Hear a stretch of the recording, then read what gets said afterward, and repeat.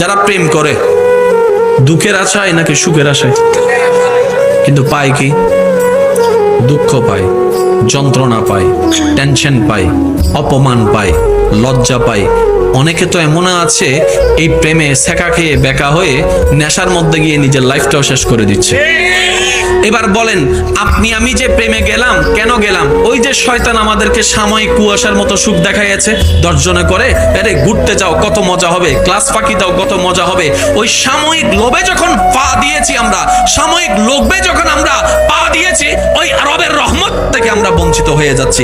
দিন শেষে এই ভালোবাসাটাই একসময় তাদের জীবন নাশের কারণ হয়ে দাঁড়ায়।